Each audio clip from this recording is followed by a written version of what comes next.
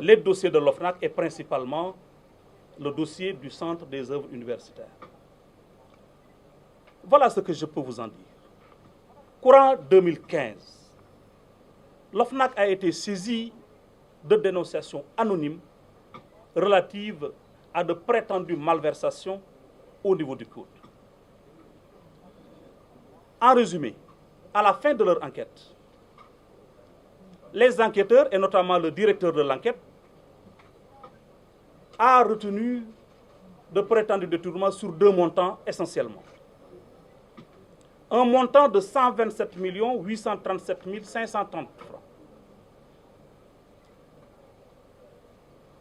qui pour lui pouvait être imputé au commissaire-priseur qui était chargé de vendre le matériel réformé du COUD.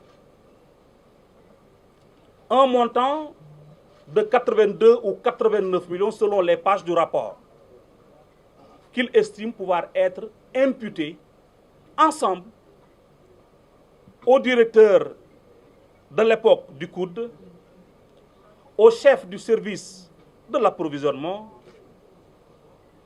et à l'agent comptable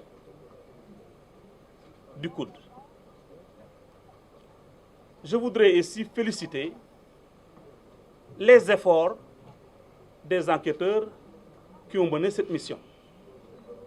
Cependant, force est de reconnaître que l'exploitation du rapport nous a mis en face de difficultés assez sérieuses.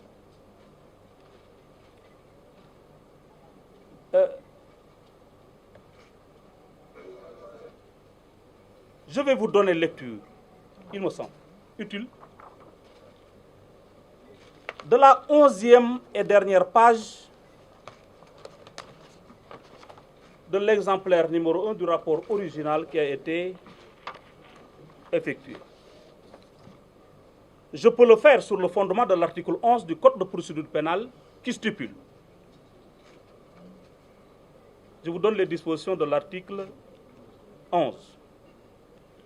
Toutefois, pour prévenir la propagation d'informations parcellaires ou inexactes, ou pour mettre fin à un trouble à l'ordre public, le procureur de la République peut, en relation avec sa hiérarchie, rendre public par un point de presse des éléments objectifs tirés de la procédure, mais ne comportant aucune appréciation sur le bien fondé des indices ou charges retenus contre les personnes mises en cause.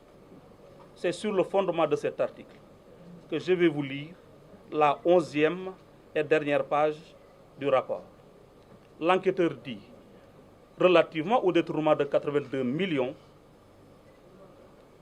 il dit que les responsables sont le directeur du COUD, le régisseur chef du service d'approvisionnement et l'agent comptable.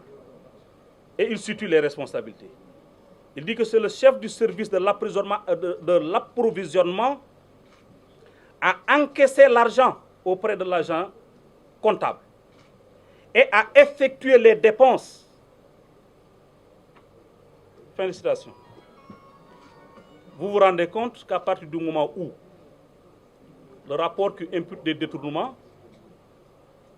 finit par établir que l'argent a été reçu et a été dépensé, il nous semble qu'il y a des choses à préciser. Mais la difficulté ne se situe pas seulement à ce niveau. L'autre difficulté est due au fait que, en matière judiciaire, il y a un principe sacro-saint en matière pénale du contradictoire.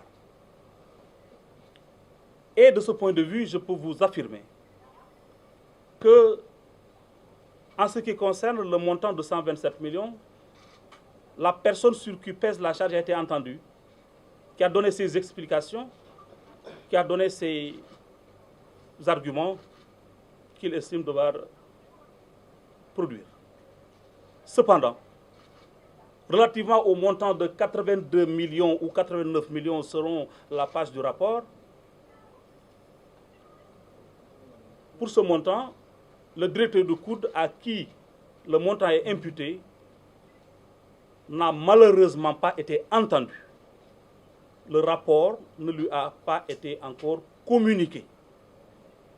De même que les personnes qui étaient en charge d'exécuter le dit marché. Comme je l'ai dit tout à l'heure aussi, le montant tantôt est de 89 millions ou de 82 millions. C'est sur cette base que nous avons décidé de faire un retour du rapport à l'envoyeur.